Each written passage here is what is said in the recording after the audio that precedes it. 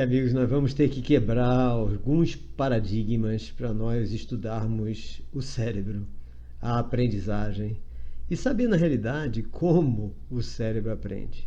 Lógico que ninguém sabe de nada ainda, mas nós vamos criando modelos para nós ficarmos satisfeitos com o entendimento que nós podemos ter, e devido ao avanço atual, ao estado atual da ciência, em relação ao nosso cérebro. Tá?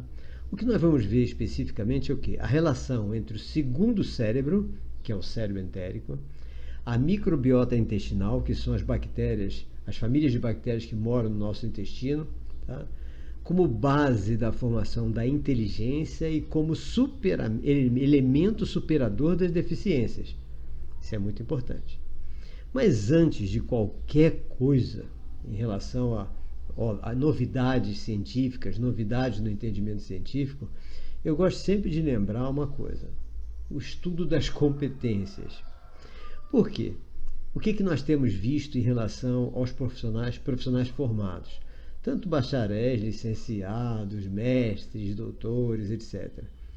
Tenho diploma. Logo, sou competente. Eu sou o senhor da minha matéria, porque eu tenho diploma, tenho título, tenho certificado. Esse cara faltou a todas as aulas da matéria chamada humildade, certo? Que não tem nas faculdades, a gente sabe disso. O que nós precisamos agora? Nós precisamos saber o seguinte, que quando a nossa base de estudos é apenas em cima dos livros didáticos, das aulas e das práticas em relação ao que nós aprendemos nas aulas, nas faculdades, nós corremos um sério perigo. É o perigo de nós nos acomodarmos ao nosso título, ao nosso diploma, ao nosso certificado. Aí o que eu tenho visto muito? As pessoas dizerem, isso não funciona. Sem testar, sem analisar, sem colocar em prática.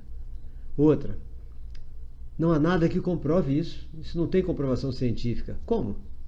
Como é que você consegue dar conta de tantas comprovações científicas que estão sendo publicadas em tantas revistas especializadas no mundo inteiro todos os dias? Eu não dou conta.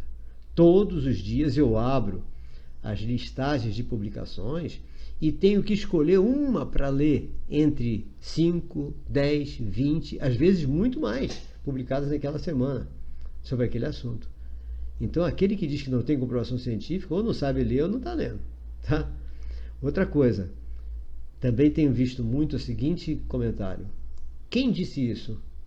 Tá? Onde está isso escrito? Me mostre. Gente, vamos pesquisar, vamos procurar saber as novidades, vamos entender onde estão as fontes e vamos estudar diariamente. Não vamos nos basear, você está falando isso com base em quê? Vamos procurar a nossa base, vamos nós procurarmos as bases. Por que o outro que está falando uma coisa é que tem que provar para a gente onde é que ele leu? Por que nós não estamos lendo também? Agora, esse é o profissional formado que pode ter essa tendência. Agora, eu chamo de profissional bem formado, que na realidade hoje em dia é bem informado, aquele cujo diploma não quer dizer eu sou competente, cujo diploma quer dizer é de minha competência ampliar minha base de estudos com frequência em relação à matéria que eu acabei de me formar. Com leitura, análise, experimentações de todos os trabalhos que estão sendo publicados diariamente. Com análise e testes de todas as práticas leigas, inclusive. Não as práticas teóricas, mas as leigas. Porque muita coisa leiga vai nos mostrar um caminho para desenvolver até uma teoria. Não tem nem dúvida. O conhecimento do dia a dia é muito importante também. Quem pode nos ensinar não é só o doutor, o mestre, o bacharel.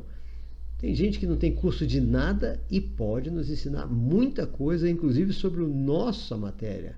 A matéria que nós estamos formados, temos bacharelado, mestrado, doutorado, trabalhos de pós-doutorado, e mesmo assim alguém pode nos ensinar sem ter curso nenhum. Então, nós temos que ter como base que o estudo daquilo que nós formamos começa depois da nossa formatura. Tá? Esse é um ponto fundamental, básico, que eu acho que deve ser o mais importante para todos nós focarmos quando nós estamos pensando em alguma coisa. E como no caso nós precisamos saber como o cérebro aprende, isso é muito importante. Mas vamos começar sabendo o que significa aprendizagem. Tá? Capacidade de aprender, que é capacidade cognitiva, tá? Ela traz para a gente uma coisa maravilhosa que se chama satisfação pessoal. Toda vez que alguém sente que consegue aprender alguma coisa, ela sente uma satisfação pessoal. Então isso é muito importante porque eleva a autoestima. E não tem nada mais importante do que estarmos frequentemente com a autoestima elevada. Agora, essa capacidade cognitiva, ou seja, a capacidade de aprender, tudo interfere nela. Tudo, tudo. Quase tudo no mundo interfere na nossa capacidade de aprendizagem. Então, esse significado da aprendizagem para elevar a nossa autoestima, além de ser muito importante, precisamos tomar cuidado com as interferências que acontecem em tudo isso. Tá? Bom, o nosso carro-chefe, o nosso artista principal é o neurônio. Tá? Lógico que ele não sozinho. O neurônio em grupo, formando redes neurais. Agora, nós vamos falar principalmente desse neurônio que é o nosso artista principal, vamos falar dele chamado espelho, neurônio espelho. Por que neurônio espelho? Porque nós, seres humanos, precisamos de neurônio espelho para tudo, para tudo. O neurônio espelho é o que ele é? É aquele neurônio que ele se ativa tanto quando ele age naqueles comandos daquela área, como ele vê alguém agindo naqueles comandos daquela área. Então ele está numa área e ele é ativado da mesma forma, tanto quando ele age, como quando ele vê alguém agir. Então por isso que é chamado espelho. E ele é um dos elementos primordiais de aprendizagem. Por quê? Ele observa o que o outro está fazendo, aí aquelas redes neurais daquela área começam a trabalhar igualzinho às redes neurais do cara que nós estamos observando. Isso é uma aprendizagem neural das redes neurais para poder executar a mesma tarefa que ele está vendo o outro executar. Isso ocorre desde o nascimento. Então o neurônio espelho é uma coisa assim, é fundamental para todo o processo de aprendizagem. Nós, seres humanos, jamais teríamos a nossa identidade se nós não tivéssemos a observação, que aliás é inconsciente, feita por cada um de nós em relação ao outro, que chama-se alteridade, porque aí é que nós vamos definir a nossa identidade. E isso é feito por meio dos neurônios espelho.